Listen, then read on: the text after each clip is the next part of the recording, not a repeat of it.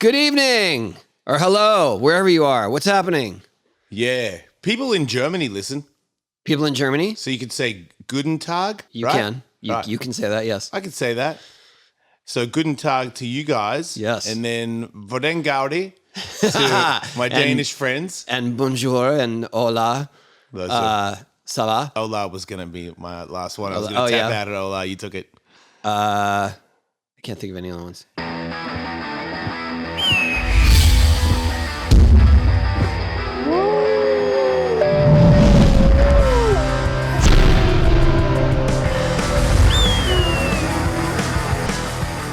You look like you've skated or something.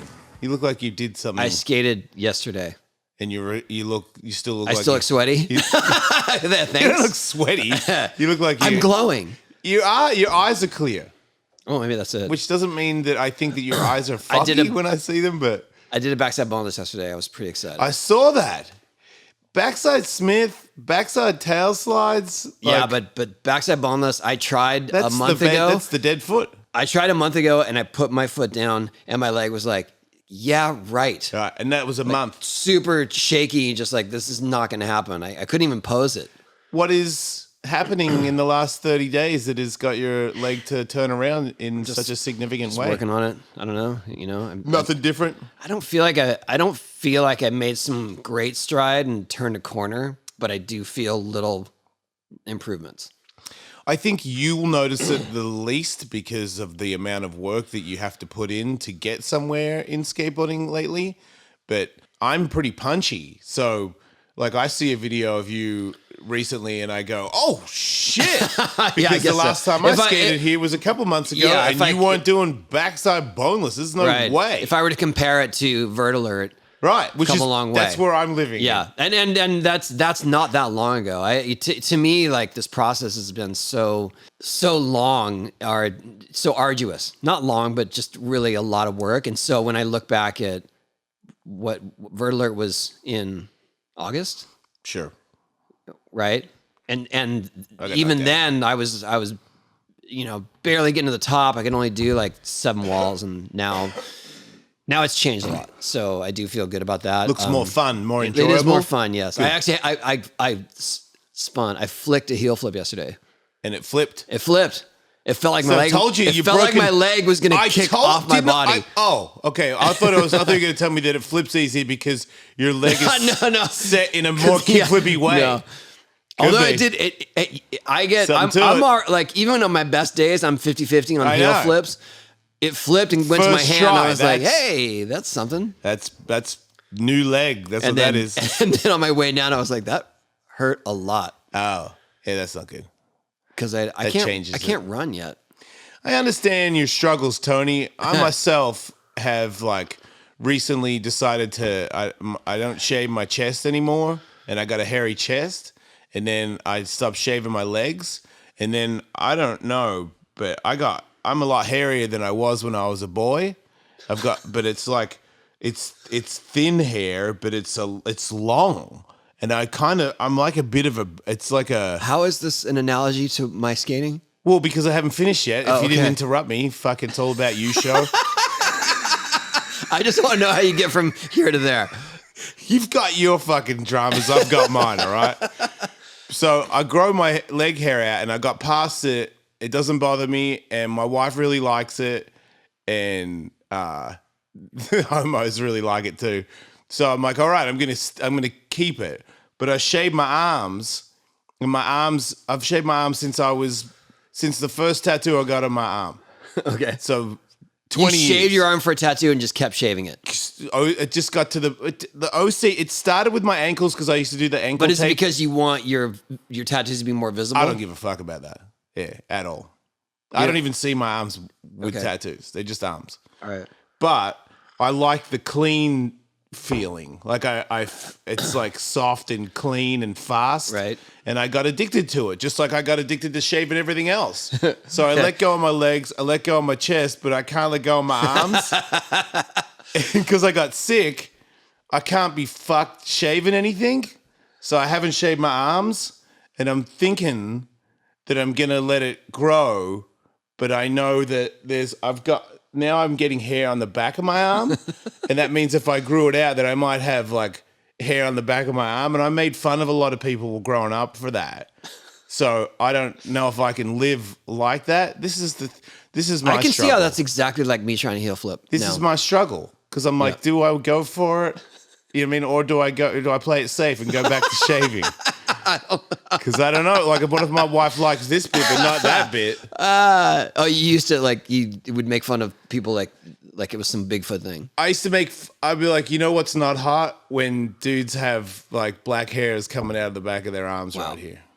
And I'm worried about that.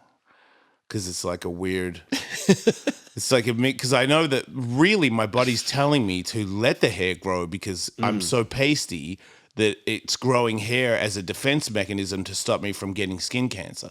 My body's trying to help me. And for fashion reasons and being attractive reasons, I want to shave my arms. You thought about this a lot. Oh, fuck yeah. This is a torture of my existence.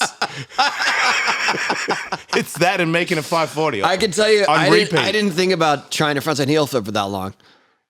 Well, that's maybe why you do such shitty frontside heel flips. You should analyze those bad boys. No, it's because I grew up in an era where before they existed. That's why. Touche. That is a good argument. Because it is such a foreign concept to your traditional 70s, 80s, 90s frontside air, because all of a sudden, instead of taking off with the intent of keeping the board to you at all times, that is the only thing that mattered at the time. But now it's Hold like, on to the board. Fucking eject the shit out. Let it fly as you take off. Catch it. Hey man, I'm not that much older than you. I was when it was like, hey, when Danny showed up, I was like, oh. I mean, okay, but fuck. Talk about wrong guy. So I was there when Rodney first unveiled the kickflip. All right. And they called it a magic flip because no one could figure out how he. When you saw him do it, you were like, I don't even know what he did. Or did you know? Well, I knew what he did, but it was like, no one can do that. How never is thought that possible? you would end up doing it. No, but then not long after that, I remember skating in my driveway for half a day, just trying kickflips on a freestyle board. Oh, wow. Because I figured that's the only way it can couldn't be done. On a real board. Yeah, well, he's the only one doing it. He rides a freestyle board. Yeah. And if no one knows what a freestyle board is, it's like 6 inches wide, concave. Could you ride a freestyle board comfortably? Because to me, whenever anybody gave me one of those, I'd be like, oh man, I'll flip the shit out of it. But it was so unstable to me. I used to have a freestyle board set up for freestyle events because in those days you were kind of, not that you were required, but it was definitely recommended that you enter all the events. Even freestyle. Did any other vert dudes do that? Yeah. And some just joked around. Like John Lucero just joked around. Right. Christian, Christian would on a freestyle board. and then Christian, not just nose wheelies, he would do something else. But he would always end it with a nose wheelie. Why not? That's such G-turn and then get low. It was sick. Contest. Yeah. That was sick. I think I was the only one who really went headfirst into freestyle because I had this huge respect for Rodney too. So but I couldn't figure out how to make all the footwork work because my feet were like size 10 at the time. Yeah. And I'm riding this 6-inch board. So long story short, I landed a kickflip. I think within the same year that he created it. Which would have been in my driveway. You would have been one of the only other people to do a kickflip, correct? Yeah. But it took me so long and it was so lucky that I didn't feel like I had when you made it, you were like, I did it, but I don't know what I did. Yeah. Isn't it weird how Rodney.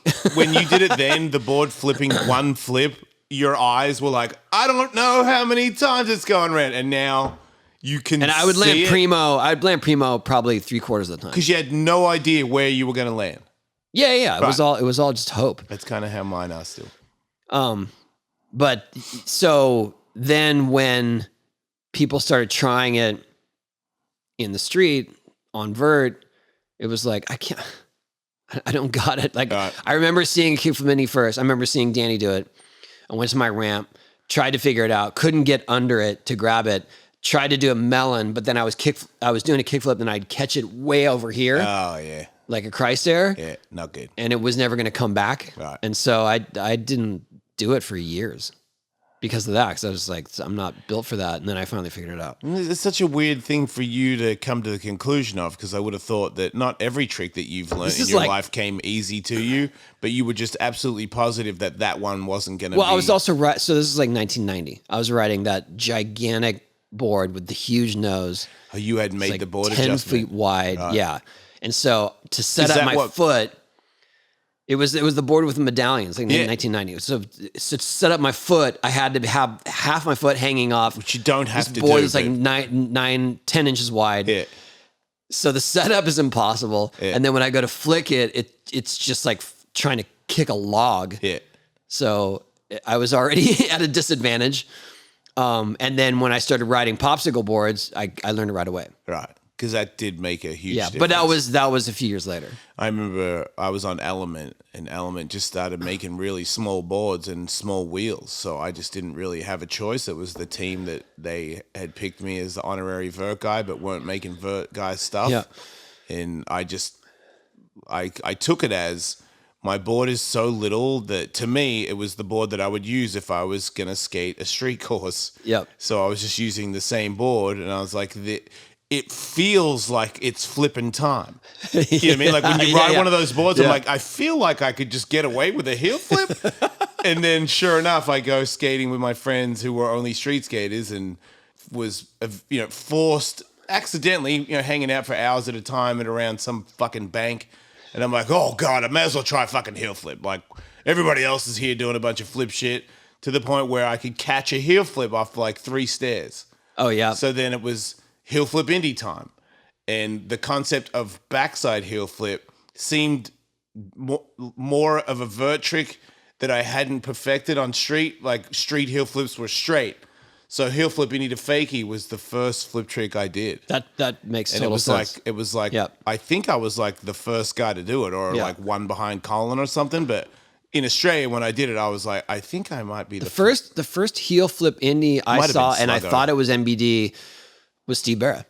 Oh yeah, for the Birdhouse video, there you go. 1992. Right. Heel flip indie, not to fakie though. Oh, okay. Not to fakie, but I remember when he tried it, everyone was like, "Oh, we hadn't thought of that one." Right, because when he does it, you're like, "Oh yeah, duh." Yeah, but you had to have that kickflip. Once I learned kickflip indie, I learned all like 5 variations. Right. Kickflip indie, varial flip indie. Did you do kickflip mute? Yep. Because you have such a good mute. And then I learned 360 flip to Weddle. 360 flip Weddle. Right away. Like I learned it. Like I tried it kind of as a joke, and my board did the motion that I anticipated it would do. And then like the next one I caught, and I was like, wait, this will work? Do you know that was the day that I accepted that I might not become the greatest skateboarder in the world? I saw your video of you making the 360 flip mute, and I was like, well, yeah, duh. That's like the next. I did varial kickflip indies real easy, and I was like, duh, that's the next thing. And I couldn't get my knee to tuck to get it back on. Oh yeah. And I tried for hours, and then I flipped out, fucking snapped my board, ripped my pads off, kicked them. I went into the bushes and cried. Oh man, I feel responsible. Hit hard for that one because I realized I was like. But the reason I could make it because it was like a 360 rail coming in. I saw that, and I also had the 360 rail, so I was like, I'm definitely doing this. But my feet couldn't make that board flip and Did you ever do one? No. I get that one. That cracked me. Like I fucking was pissed about that trick. I would never do it. Damn. Yeah, because it was everything I had. You know? Yeah. I really put everything I had in it, and I was like, I'm not fucking scared of this. Like, if I get it in my hand, I'm making it. And I could not get it into my hand, and I was so freaked out. Yeah, I learned that, and I learned heel flip varial, like, within the same day. That's hard. That's harder. That one was easy for me because it would always just go into my hand every time. Inward flip one, right? The heel flip varial. No, not inward. I never did inward flip. Oh, okay. I never. Oh, like front I side have never shove done heel an inward flip. heel in my life. Right. Can't do it. Yeah, because it's a part of that pressure flip shit where it does feel like gets that, confusing. Where I'm like, I did pressure what does flip my on toe vert. do? I did pressure flip to fakie on vert. No grab. No, melon grab. Fuck. I got worked on it too. It's in a video. What happened? I did that thing where you know, when you don't snap, when you don't pop far enough, and then you still think you're gonna make it. Oh, you locked up. Well, I didn't lock up, so I just boom, shot out. You tried to on suck the it in. flat. And I tried to suck it in. Can't squat going fakie, so it just went full Yeah, you know Mr. how Wilson I feel on the going flat. forwards. I didn't think we'd be getting in the weeds of all these tricks all of a sudden. I did. Here we are. It's the show. What was your apex of flip tricks? Probably kickflip frontside air. I had that down for a little bit. Oh, yeah, that's and a I good would one. do I would frontside flip it. Like I would make it flip under me, a little muskery kind of thing, and it would come up under my feet. And I don't know how I did it, because when I try it now, it doesn't seem to want to do that. I could only do a body barrel. I've never done a frontside flip. Oh, yeah, okay. Frontside air. Body barrel is just because I kick it like a varial kick flip, Right. like backside direction, and then catch it, Right. and then it's like Yeah. it makes it easier. Yeah. It was my cheat for sure. I can't do that. And heel flip. I did heel flip, like backside heel flip, no grab. Oh, That that's was probably gnarly. the best trick I ever did. That's super gnarly. Yeah, like a big one too. Yeah. Like about, Yeah. like to me, it Yeah. was like it's not above coping. If you're it's above floating. coping at all, it's Right. for real. Yeah, and I caught it too. And I knew I'm like an old school 90s vert dude, and I'm a whoop, and I'm floating in a backside ollie. And I was like, dude, you could be cool again. No. Yep. And backside, I did backside kickflip disaster before. Like, Oh, yeah. Before there was Jimmy Everyone Wilkins doing them lift slide, doing yeah. them 1,000 miles an hour. Rune was the first one I ever saw. Do Yes, kickflip. that's right. By the way, our last show, or a couple shows ago, we were talking about dangerous vert skaters. We left out Nicky Guerrero. Oh yeah, Big That's faux pas. ridiculous, But yeah. Nicky was, he was the man. yeah, Still. yeah. He might have Still been ripping. He might have been the best foreigner in the world. Yeah. at I one used to, point. I traveled with Nicky extensively too, so I feel bad, but we had such fun times on the road. Like he and He was Ray at the Underhill. Vert Alert. What's that? He was at the Vert Yeah. Alert. Yeah. Yeah, he came over and still remembered me. And I'm Still like, rips. fucking, no way, dude. Nicky. Such a good style, too. Such Mm-hmm. a good selection. He was right up there with the best of the best, in my opinion. Yeah. Had like the skills to do. Yeah. Nicky, shout everything. out. Sorry, we forgot last Yeah, week. but bullshit. How Never did we do forget. that? I think the apex of my flippy, let's see. It's got to be kickflip McTwist, right? Yeah, but that became such a thing that people started doing that it kind of lost the, Yeah. it lost the exclusivity. I think it was cool that everyone was doing it. I mean, I was flattered.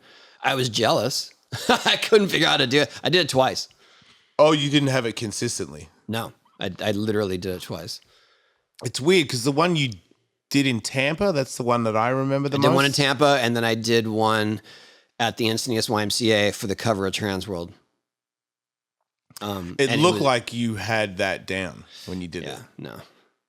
But I did. I did it. I wish I had known that because that was once again another. You did it you were trying to go indie though, right? No, I tried to do kickflip one. Oh, you did? But I would do I would open up too much, and it would just be this somersault. It would throwback be down. exciting to watch you try it though. 'Cause If I had made it, it you would have would been go the best full one. Hail Mary coming in. I didn't know how else to get it there. But man, I used to dream about making that one. I always thought that was the coolest thing that I would ever do because it just felt like it felt easy to get it in my hand and I could get it around. And I you're was not like, afraid to throw a Hail Mary McTwist. Yeah, I was like, it's gonna work. One of these times, it's gonna work. I thought it had worked at one time. No. Every time I saw you do it, I was like, I he's slammed done that into before. the other wall at the Y. That's as close as I ever got. And this is not freestyle moto. We don't count that. We're so Uncle Rico right now. So bad. Somebody could have edited that, and I could have been the fucking I second can guy to kick do right it. over that mountain. Yep. That's I'll what tell I you thought. the one that I was the kickflip variation that I was most proud of, that kind of flew under the radar, but was super hard for me, and I hadn't seen anyone do it, was cab kickflip Weddle grab. Oh, yeah. I did that for the end. Yeah, that's I made it once, and I made it. When I made it Solid. Like I made it like, oh, I could just start doing that. Yeah. But I couldn't. It just wouldn't work out again. No. That it takes precarious foot positioning. Yeah, I agree. Who does that? Nobody does that, I don't know right? if I've ever seen one do it. Yeah. I'm sure someone's done it, but I don't remember. You've just got to have such a good cab weddle. No, it doesn't. That's not what it is, because you have to catch it so late. So it feels like a different trick. You gotta snap, and you gotta flip it, and you gotta make sure it's flipping on the way up. So you kind of it's almost like you could do it without grabbing it. Yeah. Oh, because you've got to keep it on your feet, around your feet. Got to get it right by your feet. Yeah, that was hard. I don't know. I'll show that on the replay. Yeah, you should. If I made one of those and it was on video, I'd post it once a week. Fucking awesome. Once a week. Remember that? Just in case you didn't remember it, here it is again, over and over. So you got sick. Yeah, man. That sucks. Yeah, it's to be expected though. That Skankfest. It's called Skankfest. I was gonna say, when you told me you got it, I was like, Skankfest? Name checks out. Yeah. Yeah, apparently, huge surprise, a bunch of people got it. Oh, weird. Yeah. Yeah, that was Skankfest super spreader. That's what people are saying. Yeah. Yeah. Well, I'm sorry to hear that. I'm glad you're up and about. Yeah, feeling thanks. better. Yeah, it's been boring, for sure. I've watched all the movies, and I don't like new movies because they're usually pretty weak. So I watch old movies that I've already seen, and it's kind of boring because I already know what's going to happen. You know all the lines. You know what's coming up. Yeah, it's like I like little sections of movies, and then when I'm done with that section, like I like Braveheart, but I don't like it when he loses. Is it a surprise every time? It's a bummer every time it starts to go bad for him. I mean, not that it didn't go bad for him at the start, but there's nothing like a good redemption. You know what I mean? Right. Like he killed his wife and then he fucking killed you, killed a bunch of people. Right. And he's like, hell yeah, we should just kill everybody. And I'm like, yeah. And then, people start winning against him. And I'm like, I don't want to watch this. I don't want to watch where he says freedom and shit. Like, I liked it better when he was out there kicking play the ass. hits. Yeah, don't show me the bit where I he used loses. to record movies like in the 80s, and certain movies that I thought had super funny scenes, but I didn't want to watch the whole thing. I would just I had a VHS tape of just highlights from movies. Dude, I used to watch Half Baked, one bit of it, like 35 times before I would go to bed every night. How, on videotape? Yeah. Yeah. And I would just gather around. Everybody gather around. He's going to do it.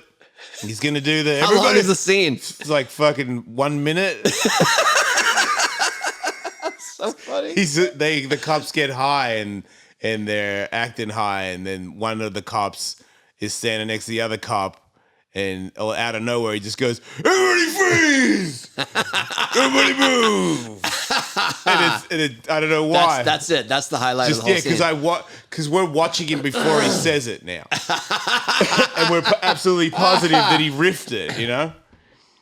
Just to say everybody freeze, just like after everyone's already arrested, he says it like 5 minutes later. That's amazing. Yeah, but I just could not stop cackling every time that worked. And in a van down by the river, somebody in Canada, I hooked up with this girl in Canada.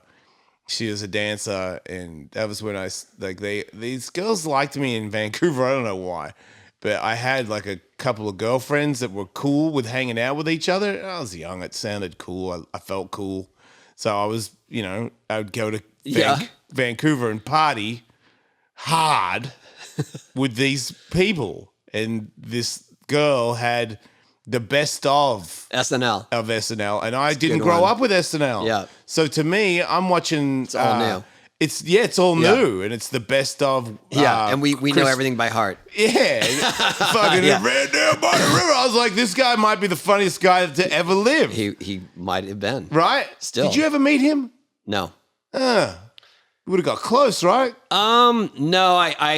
So I worked with David Spade on Police Academy 4, and we kind of lost touch through his SNL years. Okay. And then sometime around like 97, 98-ish. I'm not sure when Chris Farley passed away. It was after that, I think. Okay. We reconnected but never saw each other, just like through email. Yeah. And then eventually we ended up connecting again. And I do remember we were going to get dinner or something in LA. And he's like, yeah, that place is kind of high profile. And like all anyone wants, it was not long after. Oh, wow. And he's like, all anyone wants to do is talk about Farley. And it's too hard for me. Yeah. Yeah, rightfully so. Just to be analyzed about that every time you go out. Or just reminded of it because they were super close. And so obviously, the grief was raw. And to be reminded of it and triggered by it all the time, he's just like, we would have to go places where like they'd have a private room or something. And I didn't hang out a lot, but when we would go somewhere, it would be more like, oh, that place has a room you can get away from the crowd. And paparazzi don't ask it in a sympathetic way. Oh my God. They ask it in a really like you're trying to piss I feel me like off. I feel like they've toned down their rhetoric and their questioning because no one wanted to talk to them. Right. In those days, they were just outright mean-spirited, gotcha, you know what I mean? And that changed somewhere, I think in the last 10 years or so. I've noticed it. I mean, it doesn't happen to me all the time, but when I'm somewhere where it does happen, they try to be super nice and respectful so that you will talk to them and also talk to them the next time they see you. They thought of that actually for once. But sometimes they got nothing to say because they don't expect you to be there. And I've had people be like, hey man, what do you think of Twisted Sister breaking up? Yeah. Like, what are you talking about? Yeah. I don't know. What do you think about it? Did they? Did they break up? Yeah. Yeah, I got that with Benji and Joel Madden because they were, going out with other famous people. Right. And it was just always ill-willed, even when it wasn't. It was super apparent. Snarky. Yeah. Yeah. Like they would say, hey, Joel, and it's Benji. And I'm like, like maybe. Or you don't care. That's what it was like. Or you don't know and you don't care. Or they'd ask Benji about how Nicole Richie's doing. And he's like, that's my brother's wife. Why don't you ask my brother? Yeah, I know. But they knew. They would just always say it. It took me, because at first those guys were always like, oh man, paparazzi, we got to go another way. And I'm like, fuck, me. I'm like, fuck that. Go straight in. Let me go with you. Hey, ask me about Benji. I'll tell you about Nicole Richie. She's doing great. Next question. Anyone else? Yeah. Who wants some? Nobody wanted to ask me any questions. But I did start to catch after like the 5th or 6th time that they were totally fucking with him in a appropriate manner, if you can say that. But it was just always they would try to get a rise out of people and try to make them snap. Yeah, but and I don't think that it happens like that very often anymore. Well, that's good. Do they still harass children at school? Because I remember Joel was having a problem with that. They would go to the school when he'd pick him up. Oh, I don't know. I feel like there's some schools that are notorious for that, celebrity kids, but I don't. I feel like all those things have changed in terms of the protection laws and the. I think I just realized this now that I think celebrities don't get as insulted, or the other one, the club, getting in the car and just and to me, my car, if you lean on my fucking car, you're running. You're gonna get a rise. If that's what you wanted, you're gonna get one. Because I'm getting out of the car and I'm gonna, like dragging cameras and jackets, and I'm like, oh. That guy's jacket zipper is on your car. It's like, excuse me, can you get off the car? And I'm like, excuse me. I'd be like, hey, motherfucker. Like, I'm going to fucking kill you. Get off my car. They know they're doing it too. I'm positive. Oh, yeah. Yeah, for sure. Oh, this zipper? My bad. Like, maybe you'll get out and yell at me. Like, they want that. Yeah, sure. And that's the highlight. Yeah. That's what they sell. But you're right. They don't do that anymore. Not as much. I mean, I don't live in that world anymore, so I don't notice everything. But I do. If I do get encounters with it, it's not. It's whatever the narrative is of your celebrity, whatever the like bad things people have twisted to what, you know what I mean? Like some fact about you, they twist into something else and they're like, oh, then that becomes their reality. And they approach you with that. And you're like, dude, come on. Like, if you really want If you're a true journalist, you might want to look into the truth about that stuff. Have you ever been questioned to the point where you were frustrated? Like, what's the most annoying interview you've ever done? That's a weird question, but no. Has anyone ever stopped you and you're just like, dude, seriously? Fuck off.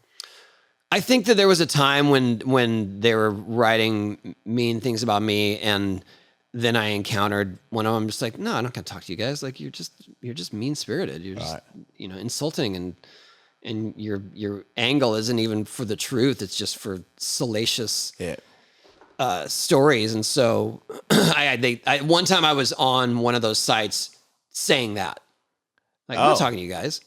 Right. And then their whole thing was like, what did we do to you except for write about all this bullshit that you did? I'm like, because it's not true the way you present it. So that's why. Right. But I mean, it was short-lived. It wasn't like it was some great big battle. It was just more that, that's how it is. And so I'm not even going to talk to them. But nobody ever got to you. Not like that. I mean, that was the one time where I just denied them any access or any talking and drove away. Anybody ever say anything when you're like, no, I'm not doing an interview? Anyone ever come at you? What do you mean? Like, really, dude, you got to not do this? Like, extremely disappointed. Not like that. I'm not the big catch anyway. You really, know what I mean? When I was going to any of those sort of red carpet events, it would be someone that they really want to talk to right behind me. You know what I mean? Where I can see the cameras go, oh, like, okay. Can we get a photo? Yeah, wait, let's go. That's happened? Absolutely, yeah. Who is the person that makes everybody beam off you? Some reality show. Who knows? Somebody insignificant. I don't know. I can't think of a specific example. I just know that it happened. If you don't know, I know that it happened once at a big event, and Rihanna showed up. So yes, of course. That's okay. Yeah. I don't take offense to it. But a reality star, I would take I don't know. offense. It was like whatever was the hot thing of that time like frame. If you were, I remember one of those MTV award things where the Jersey Shore people. Yeah, that got wild. When they showed up, it was like, oh, okay. Which was what they're into. I think everybody was thinking the same thing. Yeah. I've been on the red carpet where I probably shouldn't have been there, but I'm on there anyway, and I see them show up and everyone go, whoa! And I see the legitimate celebrities on the red carpet go, really? Yeah. And I go, and I think, yeah, I would be thinking the same thing. Really? Like, you're going to interview fucking little pig pug over here instead of somebody who actually worked their but that's, craft? it's flavor of the month too. So it's like whatever's hot right then, they want to get all the stuff on it. Yeah. So I got it. I mean, I'm whatever. I survived. Still here. No, I know. I wonder if business is good for them because they don't get people reacting as much because they're not as mean. It's not as many great videos. You mean like if they get more agreeable or more people willing to speak with them? I assume, or at the very least, they get return customers. Right. Where it's but like, then you get boring interviews though. Yeah. Because if you just ask them about their day. Yeah. Well, every once in a while they get some slip up or some nugget and they're like, oh, this is. Right. Because there's still people that know that if they say something ridiculous, that's going to work out for them. Yeah. Yeah. There's somebody doing that right weird, now. Man. Oh, it's all so weird. Do you know Kanye? Do I have met him a couple times. Not just at a restaurant? Like you? No, I met him when he played at X Games. I don't know. There's just something so wrong. Well, it's too easy to make fun of. Clearly his mental health is in jeopardy, and I don't want to pile on. I think it has been for a long time. Yeah. And it's all now surfacing in the worst ways. You don't think this is a little like attention ploy thing? Well, he's. I don't know. I don't pay attention to it. I really don't. Yeah. Like I see the noise and I'm like, here we go again. Yeah. Because there was a time when it was the same thing. He was out and about and saying crazy stuff, and they're like, he's unstable. And now he's spouting stuff that is truly hurtful. Right. And it's just like, why are we listening to it? That is why give him the platform? That's my point. Like, why give him the platform to do these things? I just see it as everybody would just agree to laugh at him, but you're right. There's a bunch of people that would be like, wait a minute, I never thought about it like that. And I'm like, dude, you caused unnecessary grief for a bunch of people that don't deserve it. Yeah.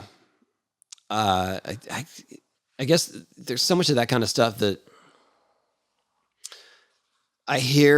you hear all this stuff about people saying things and gossip and stuff. And I just being on the receiving end of that sort of thing and knowing how they twist things and how it's half true, it's not true. Right. So I just don't pay attention to it. I'm just like, oh, that's just another thing for them to fixate on for a little bit. Yeah. Yeah, I feel like I'm kind of the same. Like I watch TikTok a lot, so I get videos of what he's said in the recent. Right. So I'm like, wow. But I didn't, until I saw other people reacting to it, I was just like, wow, he's really lost it now.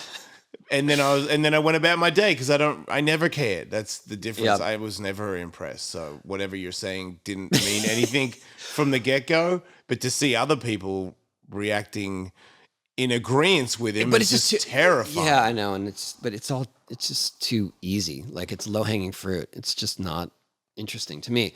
My daughter is like my TikTok curator, so she'll tell me when there's some trend going on or whatever. But there's this one guy that he stitches videos. Yeah. So he plays a video, and like side by side. Yeah. Or you play a video and you react to it while it's playing. You react to it, yeah, and he'll such a ripoff. He'll stitch popular videos and at the end go, I'm Clint Peterson, vote for me for president 2024. Oh wow. That's his whole debate. I might even be saying it wrong. Yeah. But I think that's what I remember. And then she just showed me tons of those and then people taking his sound bites and making songs out of it and stuff. The world is crazy, man. So now that guy that's lost his mind by saying he's going to be the president is now like famous by everyone else reposting his shit. Yeah, because they're like, this guy's hilarious. Is it the kind of thing that you could make a living out of? Like, do you think this guy is like, hell yeah, now I'm in? Maybe for a short while.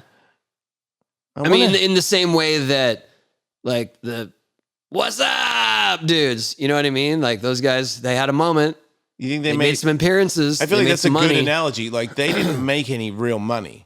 They did. I was at a few events back then where they had those guys as guests. Right, but they didn't make real money. Well, I mean, but I'm saying they made something. Yeah. They had a hugely successful commercial. They got some appearance money. They had a moment. I feel like people's success on social media is like people are like, oh man, he made it or she made it, and it's like, no, you think that person made it, but that person is not. It's not like smooth. It can be a short ride. Very short. Yeah. And if it's but also enough, the facade that they're hugely successful is always an issue, and definitely was in the MTV era.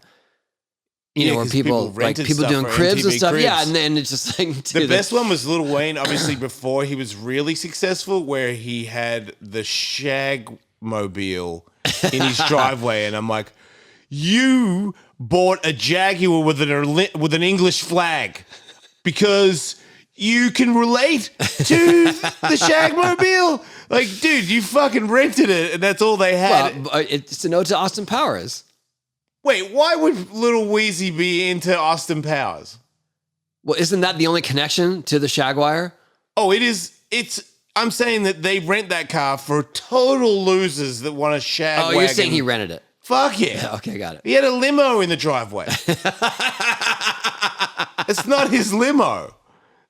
Who actually owns a limo? That's what I want to know. Unless it's Fletcher from Pennywise. Maybach. Did he have one? Because he makes sense in one. Yeah, but he probably drives it. I'm talking about who owns a limo and then has a driver. Yeah. Unless you are seriously huge. And didn't Kelsey Grammer have one because he wouldn't stop drinking? I don't know. See, now you're dipping into the TMZ territory. I just don't. I don't live there. I'm not. I can't. I don't want to hear about it. I don't know. I don't care. I would have a limo. Yeah. Yeah. With a driver. I'm not having a limo any other way. James, the driver. James. I don't know. It's just like a driver name. Is it? Yeah. Yeah, I would want a really big fat driver that like takes up most of the front seat. Okay. It'd just be cool that when you the Why does he have to be big? I just want someone jolly. Oh, okay. I feel like a jolly. Oh, I thought you wanted someone intimidating. Nah. I mean, maybe if he sat on you, yeah, that'd be intimidating. But like, just a real big jolly guy that like always has donuts and shit. What are you doing back there? I was supposed to do you want one? I'm like, I fucking want a donut from a fat guy for sure. I like how it's gonna be playing good. this fantasy that far. Yeah, and he would have a lot of subs and donuts. Yeah. And he'd have a cigarette outside the car. Yeah, that's not cool. No, I'm saying like that's his vibe. Like he goes out to smoke. But Oh comes yeah, back.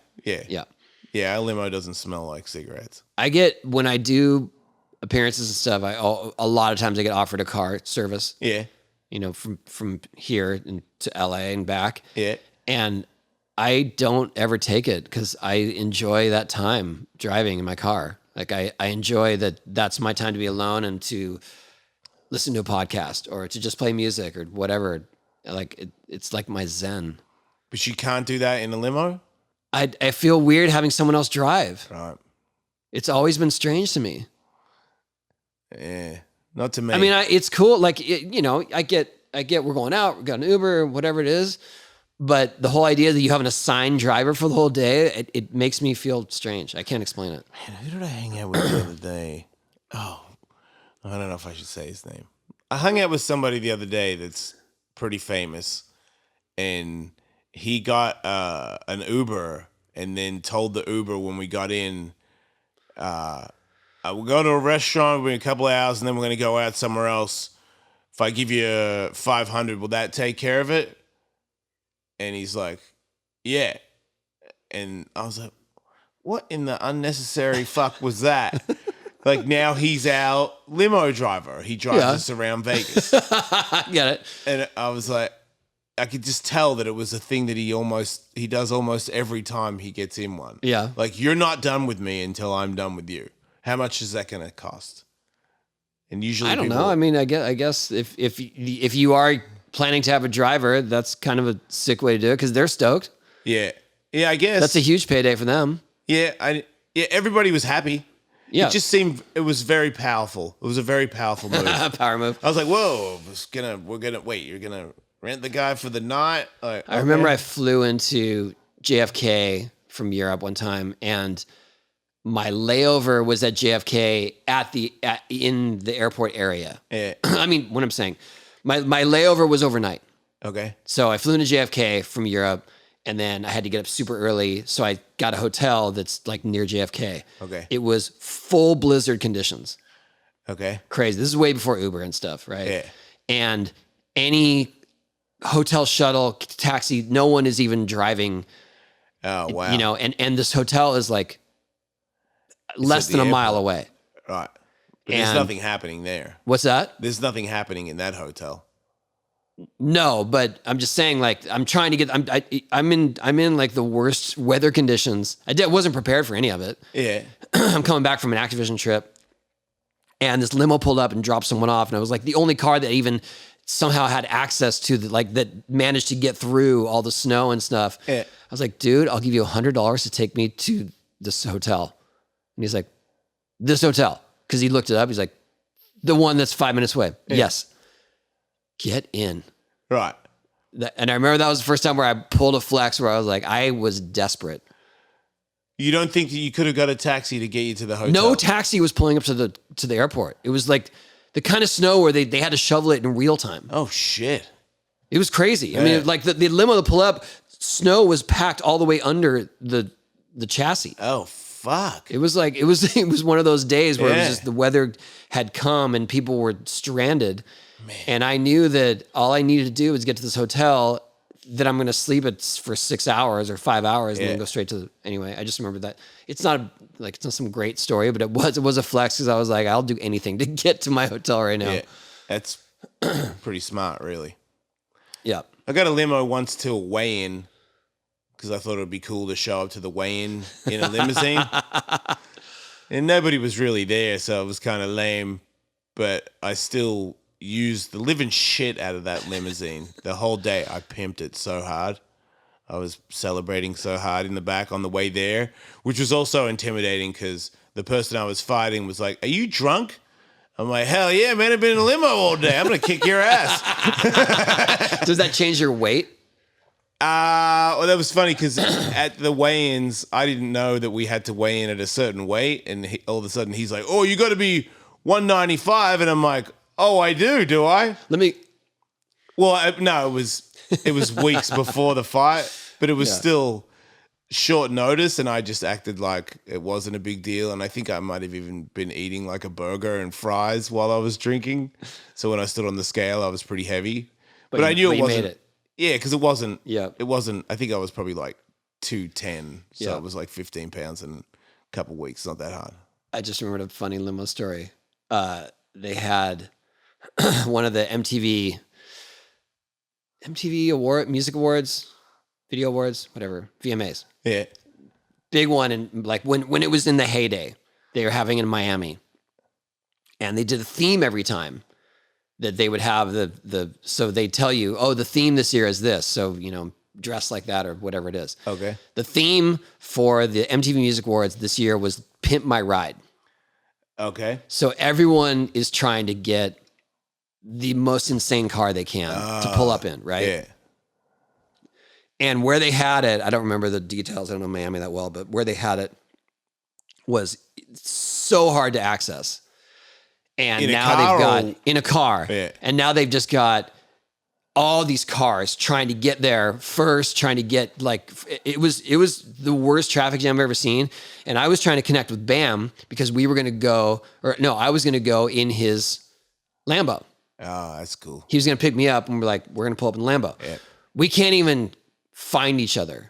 We can't get near to where we are together. It's impossible, right? I'm in a cab. Trying to get to Bam. Yeah. And then at some point, we're kind of close to the venue, and Bam's like a mile this way. And I was like, forget it. I'm not doing that. And so I had the limo pass that was supposed to be for Bam's Lambo. Yeah. I gave it to the taxi driver. I'm like, you're a limo. Yes. Your taxi took you in? Yeah. And That's so I pulled up to the Pimp My Ride big red carpet in a taxi, and people thought that was my plan. Yeah. And so it looks like it would be. Yeah. And so I remember afterwards, people were like, dude, that was sick. Yeah. Reverse flex. Yeah. Nice. You don't understand. I didn't explain it to anyone. I was like, I was desperate. I just was trying to get there. That was the only way you were getting there. Yeah. So wait, Bam just leaves his Lamborghini on the street? No, he was just so it was going to take him so long to get there. And I was already right by the venue. He came like a half hour later in his Lambo. I was already in. I get not walking away from that car. That's a good idea. And I remember the woman, she was foreign, and she's like, oh, it's so exciting. Because she's in line with Ferraris and with limos. And she's like, it's so exciting. You going to the event? I'm like, you're a limo. We're going in all the way to the front. Oh, she was pumped. She was pumped, yeah. Yeah. Yeah, it was cool. That's awesome. That's a weird gig. Those MTV shows were so massive. We skated at one time. We because the video game was always up for a soundtrack award, or a video game award. And this one year they're like, we're gonna make the stage a skate park, and surprise everyone with it. I was like, okay, surprise who? The people the crowd. Watching? Okay. Yeah. And so this one day, they're like, oh, and next presenter, and then Tony Hawk, and then all of a sudden the stage turns and there's all these quarter pipes and stuff around it. And you had to skate it. I mean, I knew it was coming, so yeah, I skated it. How long did you have to skate before you announced? Less than 5 minutes. But you took a couple of rides. It was the quarter pipes were all, they made it work within the stage, so it was kind of janky trying to get from one to the next. Yeah. So I had this one that I could get to and do kind of big tricks on. So I think I did an invert on it. Nice. And I think that I got all hyped and I tried to 5. It was like 7 feet tall or something. Yeah. I tried to 5 and no pads, but just whatever, ran out of it, or I'd squashed into the thing, and it was fine. It was exciting. Yeah. But I remember walking to the podium and seeing all the celebrities up front, yeah, sick, and realizing that I didn't take my helmet off. Oh, But I mean, in that moment, I was like, that was sick. And I was like, I got my helmet on and I'm going to go announce the next nominee. I feel like I would have taken that as Tony Hawk promoting safety. Even at a standstill at a podium. I feel like you're on The Simpsons. You got a helmet on. No, I know. I wasn't embarrassed to skate with a helmet. It was I'm just not more saying that. Don't get frustrated with me, fucking young man. I'm just saying you've always been a promoter of the helmet. Sure. So I wouldn't have thought anything different that you. I know, but it just in that moment it felt awkward because I was like I was kind of vibing with people, and then I was like, what clothing did you have on? Do you have like a suit? I don't know. Just like a skater, or more like a? I think I was dressed more like a skater. Oh, okay. Got away with it? I don't know. It's been a long time. Yeah. Do you like getting dressed for stuff when they fit you with shit? Do you enjoy that? I've learned to enjoy it more. I just used to hate it. I just felt awkward. I just felt out of place. Yeah. And I don't think of myself as some fashion forward, player, icon or whatever. I just did a whole shoot with Dior though. Like I sent you a couple photos. You don't consider yourself in the fashion world, but you just did a whole line of. Well, I don't consider Dior. myself someone that I'm making those decisions. Right. Do you know what I mean? Yeah. Where I'm like, oh, this is what's hot. This is next. This is. Yes, I enjoy people's opinions of it, and I like what they come up with, but I'm not the one that's like.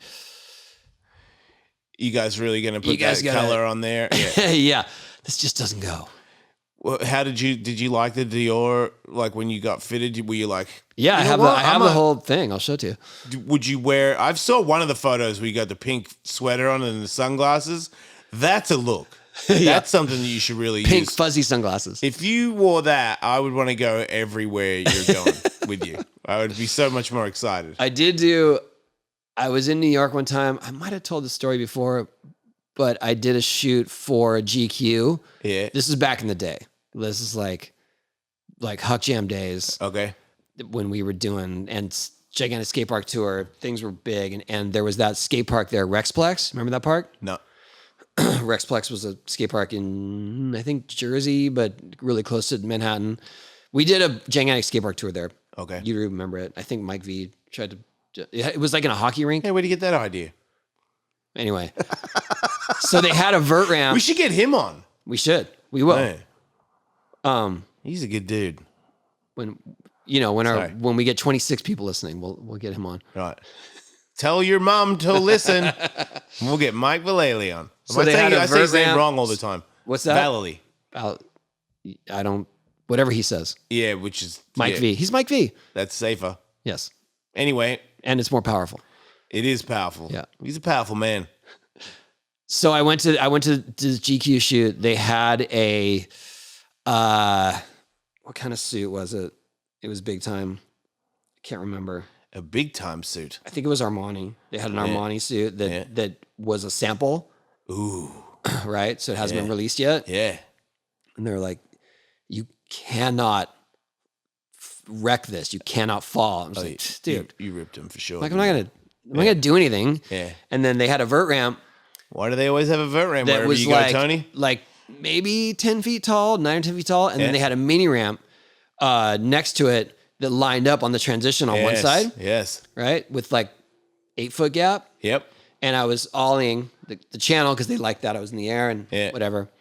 So I was doing that. But they had warned me repeatedly, like, you cannot, it was almost like, don't even sweat in this suit. Like, we can't get another one. But you ollied the gap several times. Several times. And then the ramp was one of those crazy slippery indoor ramps. Yeah. You've told me the story. I told you. Yeah. On this show? Maybe. I mean, where else have you told me? Long story short, I slide out on the way up, go over the gap without my board. Upside down.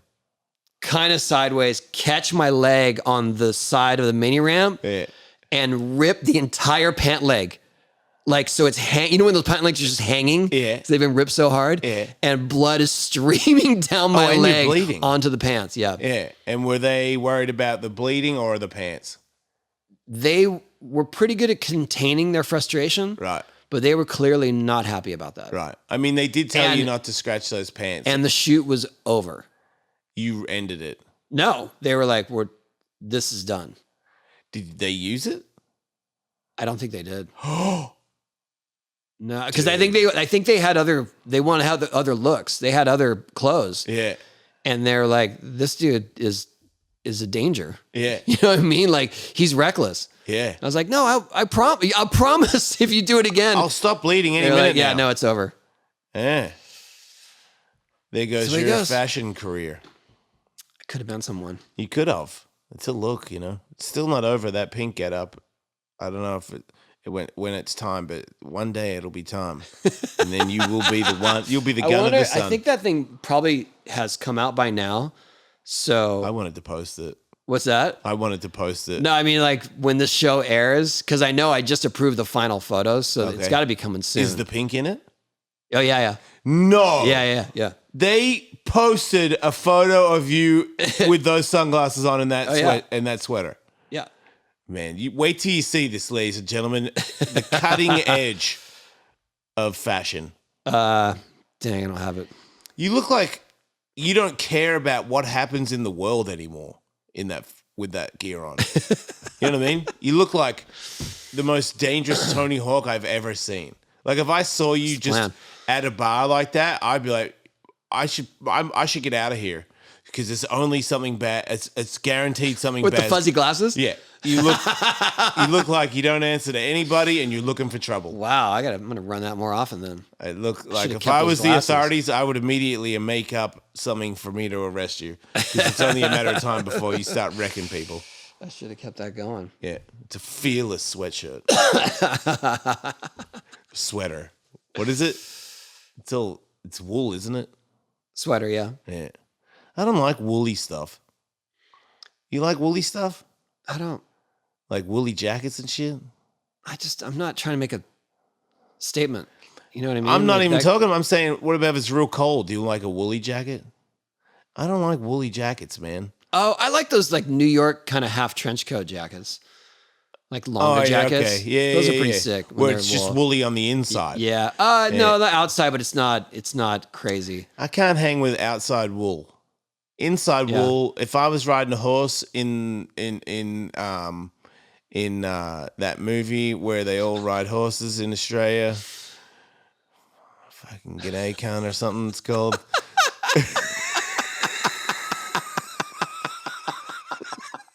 That's definitely what it's called. It's the great G'day Cunt. But if I was a horse wrangler, Yeah. I would wear Okay. wool on the inside, Yep. but jacket on the outside. I don't like those wool. You know, what's those woolly ones that they have the wooden buttons? I fucking hate those. You know what those are? I feel like grandma gives them to you for Christmas and shit if you have one. I don't know. It's got the little wooden tassel that you put through the loop, and they usually have some really shit mountain pattern around this area. yeah. I don't like those. Okay, noted. I won't buy one for Christmas. If I was freezing, you someone was like, you would refuse it. all I have is this woolly fucking button, I'd be like, no, No. hypothermia will be my jacket today. Function before fashion. Yeah, nah. Never. That story about getting hurt reminded me that when I broke my elbow, Yeah. I was scheduled to do a shoot for Rolling Stone Ooh. about X Games athletes. Yeah. It's like 90. So I broke it in 98. And is that right? No, I broke it in and I didn't get surgery and I went to New York to do the shoot. You didn't get surgery because you knew you had the shoot to do? Yeah, and I was like, I was not going to miss the Rolling Stone shoot. Right. So there's a shot of me in Rolling Stone that my elbow is so fucked. Like you can see it in the photo. It's just pointing. There's actually a bone that had broken off, so it's like pointing out. And it says like even with a broken elbow, Tony does the like X Games. Woo. Were you skating in the photo? Yeah. You skated with a broken arm? I was doing a method. Wow. It was like, to me, that was I didn't know what was to come. Yeah. And to me, that was like the big opportunity. So I was just like, I'm doing it. I'm still going to New York. I'm going to delay the surgery. How much pain were you in? It wasn't that bad. I think that I tried to do a couple other tricks and realized quickly that that's not going to happen. It wasn't bending to the way you wanted it. I couldn't straighten it. It was stuck like that. Yeah. Because it was already so swollen. Yeah. And like I said, the bone was still out of place. Like a piece of my humerus broke off. So that's the scar right there. But you can still see like that nub. I still have screws in there. But so this was like sticking out. And then and then in the photo you can see it. Just so dumb. And you didn't fall on it or anything though. No, I think I actually tried a 5, but I couldn't get my arm to swing out with enough leverage to get the spin. Yeah. So I knee slid out, and then I was like, "Oh, I'll try it again." They're like, "Nah." No. Yeah. Even the photographer was like, "We got what we need. You're fine. Don't worry about it." Is it hard for you to not? Because I feel like to the general when it's things for the general public, they just need to see Tony Hawk in the air. But you were but I mean, it was in those days. I was trying to. I had to give it my all every time. I just had to. You just had to. Had to, yeah. You don't see it that way now. Not like that. No. Right. No. I know what they generally want now. I mean, especially if it's a mainstream publication. Right. They want an air that they can see your face. Right. That's what they want. Right. And so now, and that you make it all the time. They don't even care about that. Oh, they don't even care. I know. They just want you in the air. That's the thing that really sucks is that when people want stock photos of me, when they, like, for instance, if there's an article about something and they're like, "Oh, get a stock photo." There's these handful of photos that are available on whatever it is, Getty Images or something else. Yeah. And they're pictures of me taken at events with the worst timing. Yeah. And they're the ones that always end up in the press. Why are they there? Because they don't know and they don't care. And they're like, "Oh, there's a photo of him. There's this one of me getting into a lip slide at Bondi." It's everywhere. It's something that's posted everywhere, and it's you not look a photo up that Tony take. Hawk skating. You'll see a photo of me just in the, like, above the coping, about to land in a lip slide at Bondi. Yeah. And that's the one that everyone thinks is like the iconic skate photo. Yeah. And every time I see it, I'm like, no, man. Whatever. It's weird that they find the one that isn't usable to use. Like, I get it. You don't skate. There's another one of me popping out onto the deck at X Games. And that's a big photo that everyone uses. All the time. People print it and have me ask me to sign it. Like, I'm not even skating. Yeah. Because they think it's some trick. My feet are still in the air. Yeah. My board's right here. I'm looking down. Like, I'm just going to go stand up. Yeah. Whatever. They don't care. Because they don't know. I just feel, I guess maybe skateboard eyes, I feel like I can see when someone's doing something physical and it's difficult, or it's not a photo that they're in the middle of something that where you wouldn't use that. Like, I feel like my eyes can see moto guys do stuff, baseball players. Like, well, that's the other thing is that the photographers, they just don't, especially the ones that are shooting for Associated Press or whatever, they're not concerned about the skate moves. They're not concerned about the height of the trick, of the apex of the tweak of the trick. Yeah. They just need the photo right. that shows your skateboarding and your face. Right. That's what they need. Right. And then they got it, and that's the one that everyone uses. I mean, these days still? Yeah. Isn't it? I'll find it right now. Isn't it crazy that somebody still decided to use, like, the oldest one in the book is people that take photos of you in the air and don't show the ramp. Yeah. So you could just be fucking anywhere. You could be 6 inches, you could be 20 feet. But they don't know that would be better if they scaled it. Like, why do they not know that when their job is to take photos? Yeah. That's it. Yeah, that's an odd photo to choose. Yeah, and there's plenty more like it. Oh, this is the one. This is the one they love.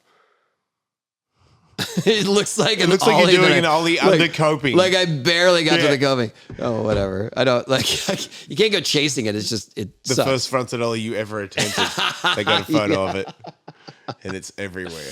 Actually, there's one photo that was taken at an event in Portugal. It's a slob air, and I'm tweaking it a little bit, And it was this weird demo we did on the beach, but it was in connection with the Laureus Awards, but they screwed up the schedule. So they were already doing some other Laureus event in a different part of the city when they scheduled us to skate. So we're skating on the beach on a half pipe, legit half pipe. But no one's there? No one's there except the organizers and like a couple of people that were just walking by. Yeah.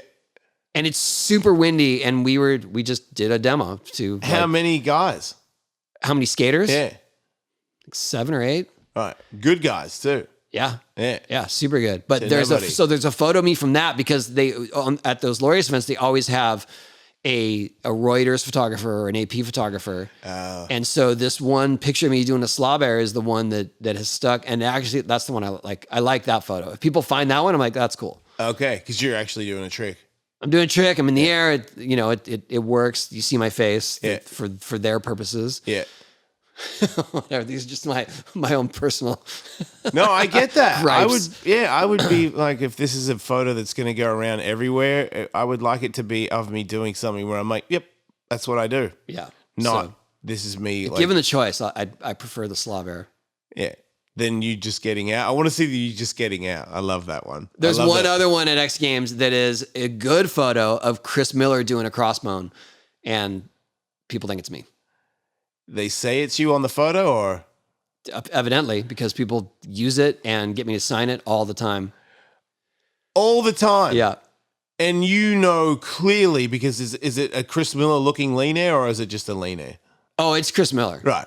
He's got scruff too. It's Chris Miller like when he You was see skating his vert a face. lot. Yeah. Yes, absolutely. You guys don't have the same face.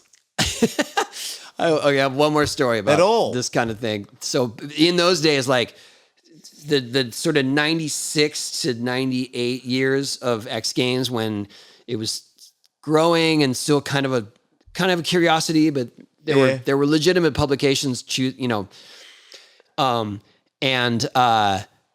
USA Today ran a thing of one of the early ones, and there was a picture of me like about to take off on an air or something. Yeah. It's just like bad timing. Yeah. And the guy from USA Today brought it to me. He's like, "What do you think, man?" I was like, "Yeah, thanks for the article, but it's like a really bad skate photo." Yeah.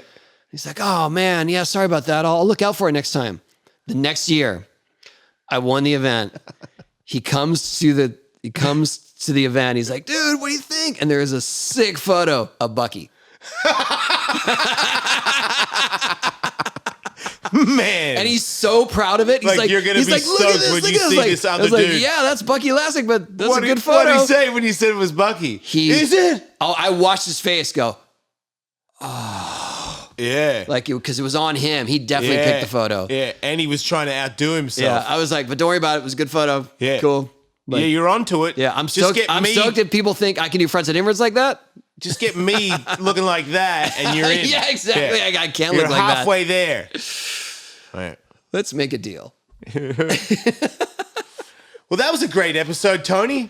Hey, thank you. I felt great about that. I feel like people should listen to more of us and on our Patreon. Oh, we gotta do a live show here soon. Yeah, more we do. giveaways too. I'm gonna give Yeah. one of these away. Burnt Wait. boards, not burnt boards.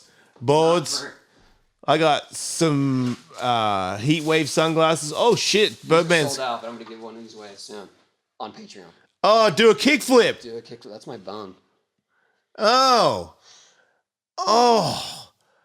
I don't like that board. If that was, I'll give it to someone else. Yeah, You there can't go. have it. Somebody can have it, but not me. Okay. Patreon.com/Hawk versus Wolf. Yep. Like, Check us all out. describe, and do a kickflip. Thanks, everybody.